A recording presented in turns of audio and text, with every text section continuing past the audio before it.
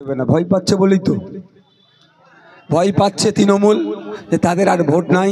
যেভাবে গুন্ডামি, মস্তানি, তোলাবাজি, হিংসা করেছে, ভোট পাবে না, ওই জন্য ভয় দেখাচ্ছে।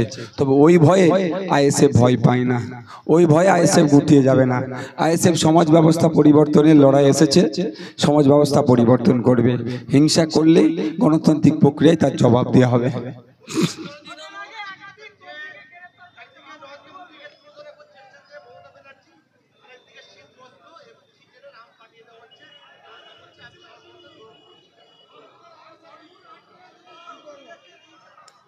দেখুন, তৃণমূল আর বিজেপি নাটক করছে।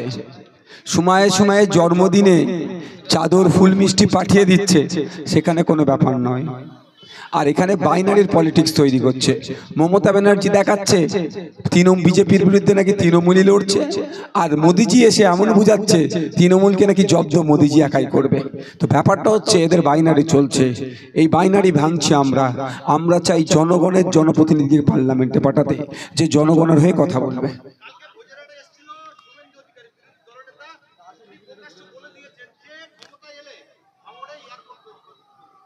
দেখুন, আমি আবারও বলছি, ভাঙড়ের মানুষের বিনা মানে আপনার কি বলে এদের ইচ্ছার বাইরে গিয়ে ভাঙড় থেকে এক কোদাল মাটি তুলতে দেব না এয়ারপোর্টের জন্য, আর এক কোদাল মাটি ফেলতে দেবো না এয়ারপোর্টের জন্য। ভাঙড়ের মানুষ যদি চায় এয়ারপোর্ট কেন, এখানে যদি মেট্রো চাই, তার জন্য লড়াই হবে। অলরেডি তো ভাঙড়ে ট্রেন লাইন ছিল ঘটপুকুরতে হওয়ার কথা। শুভেন্দু অধিকারীকে বলুন, 10 বছরের সরকার আপনারা চালাচ্ছেন, ভাঙড়ে তো রেলের মানচিত্রে ঘটপুকুরতে আসার কথা।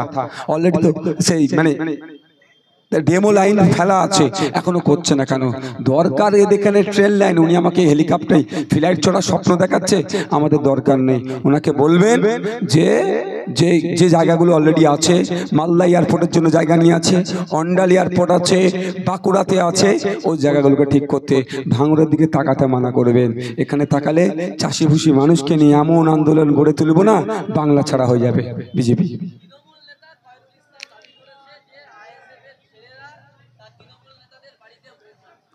দেখুন, এইটা হচ্ছে নতুন নাটক না, এদের পুরাতন নাটক। এরা বোমাবাজি করবে, আর আইএসএফ এর ছেলেরা থানাকে ফোন করলে, ওয়েস্ট বেঙ্গল পুলিশ যখন ছিল তখন থেকে ঘটনাটা, যখন থানাকে ফোন করবে, থানা এসে কি করবে, আমাদের ছেলেদের নামে মিথ্যা মামলা দেবে। এরা বোমাবাজি করছে। কদিন আগে যেখানে বোম বাঁধছিল, তৈরি করছিল, যেখানে সেখানে আমাদের ছেলেরা বারবার থানাকে ফোন করেছে, যাচ্ছি দেখছি, যাচ্ছি দেখছি করে করে, তারা এখন আসলো না।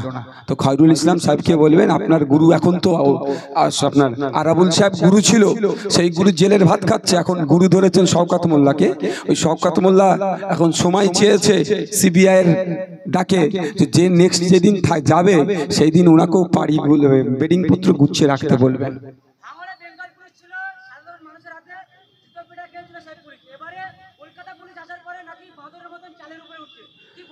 দেখুন, যেগুলো এই ধরনের অভিযোগ আসছে, সেই জন্য আমরা ডিসি থেকে শুরু করে বিভিন্ন দপ্তরে আমরা অভিযোগ জানাচ্ছি।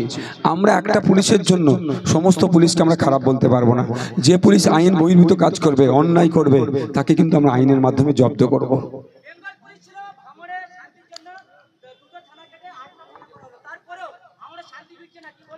আমি তো বলেছি, ভাঙড়ে শান্তির জন্য প্রয়োজনে পাড়ায় পাড়ায় থানা হলে তাই পাড়ায় পাড়ায় থানা করে দিই।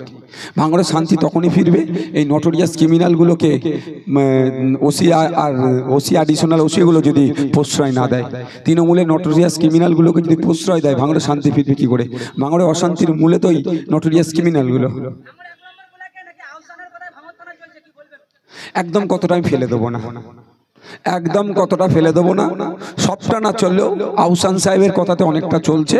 তবে আহসান সাহেবকে বলবো আর পুলিশকে বলবো যে আপনারা আপনাদের স্বতন্ত্রতা বজায় রেখে চলুন। পুলিশকে বলবো আর আহসান সাহেবকে বলবো, এই উত্তম শিবুর দিকে একটু দেখুন। ওই থানাই বলে দিত উত্তম শিবুর কাছে যাও, সমস্যা সমাধান হয়ে যাবে। যখন খাপে পড়ে গিয়েছে, ওই পুলিশ আবার উত্তম শিবুর কলার ধরে জেলের মধ্যে পড়েছে। তো আহসান সাহেবকে বলবো, শুধরে যান। আপনি যদি ভাবেন আপনি বাঘ মেরে ফেলেছেন, এটা মাথায় রাখবেন, আইনে কিন্তু জব্দ হয়ে যাবে।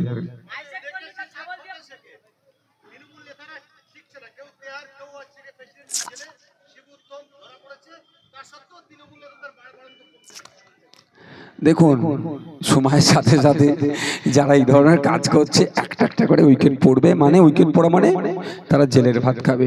দেখুন এতদিন কি ছিল, শওকত মোল্লা সাহেব হই হই করছিল, তার আগে আরাবুল সাহেব হই হই করছিল ভাঙড়ের, আরাবুল সাহেব এখন উইকেট পড়েছে জেলের ভাত খাচ্ছে। এখন পালা এসছে কার? শওকত মোল্লা সাহেব। শওকত মোল্লা সাহেবের এবার আস্তে আস্তে যাওয়ার পরে এমনি ঠান্ডা হয়ে যাবে, এসব চারানার নেতা এমনি ঠান্ডা হয়ে যাবে। তবে আমি আবারও বলবো, আমি চাই না ভাঙড়ে কোনো রকম ভাবে অশান্তি হোক, চাই শান্তিপূর্ণভাবে ভোট হোক। তার জন্য কলকাতা পুলিশ আছে, তার জন্য সেন্ট্রাল ফোর্স আছে, ইসিআই আছে, তার জন্য জনগণকে ঐক্যবদ্ধ হতে হবে, জনগণকে ঐক্যবদ্ধ হয়ে দায়িত্ব নিয়ে শান্তিপূর্ণ ভোট করাতে হবে। আমি সবসময় শান্তিপূর্ণের পক্ষে থাকি। এবার উত্তপ্ত হচ্ছে, এটাকে ঠান্ডা করার দায়িত্ব হচ্ছে প্রশাসনের আধিকারিকদের। তারা যদি ঠান্ডা না করতে পারে ব্যর্থ হবে, আর ব্যর্থ করে যদি অনৈতিক কাজ করে তাকে আগামী দিনে জবাব দিতে হবে, ছাড়ার হবে না। আর ভুলে যাওয়ারও ছেলে না আমি।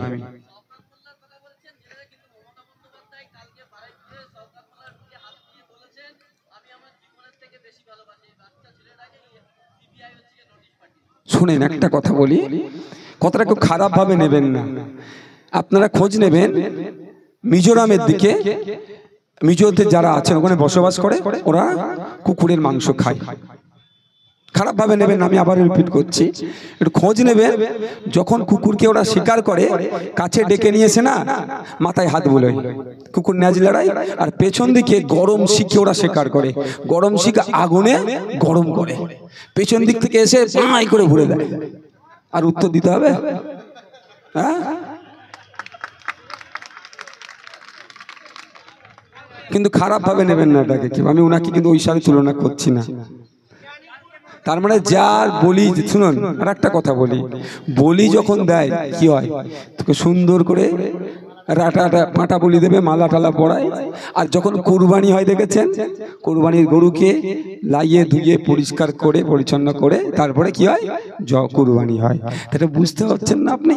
এতদিন যাকে বলতো তুই বোম্বা দিস, তাকে আজকে কাছের দিকে কেন বলছে তুই বাপ, যে চিঠিটা পাঠিয়েছিস খুব ভালো কাজ করেছিস। উনি তো পাঠায়নি, ওনার বুদ্ধি দিয়ে গিয়েছে যে আমি ভোট মিটে গেলে যাব। মোটামুটি ভোটটা তুই ভালো করে যাতে পার করে, যাতে না টেনশনে পড়ে যায়, ওই জন্য একটু পাম দিচ্ছিল।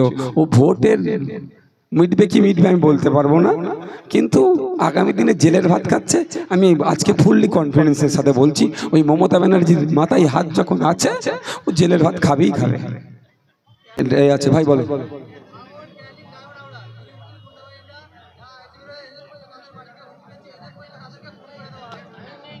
ওই রকম খুনের ধুনের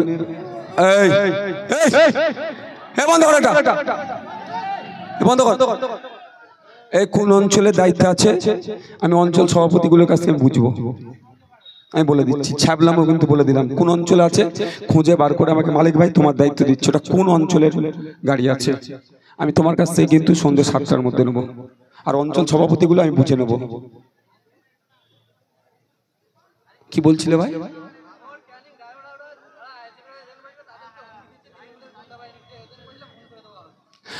অনেক কিছু বলে ভাই, অনেক কিছু বলে, অনেক দেখে নিয়েছে। ওই হুমকি চুমকি দেওয়া চলবে না। এরা হারার ভয় বুঝে গেছে, হারবে, এরা ধরে নিয়েছে হেরে যাবে, একদম কনফার্ম হারবে। এই জন্য আমাদেরকে ধমকাচ্ছে চমকাচ্ছে, ওতে আটকে রাখতে পারবে না। কোন অঞ্চলে ছিল?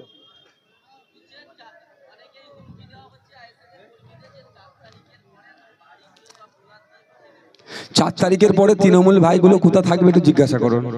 আমি ফুল কনফিডেন্সের সাথে বলছি, 4 তারিখের পরে কোথা থাকবে কোনো ঠিক নেই, ওরাই খুঁজে পাওয়া যাবে না। থ্যাংক ইউ ভাই।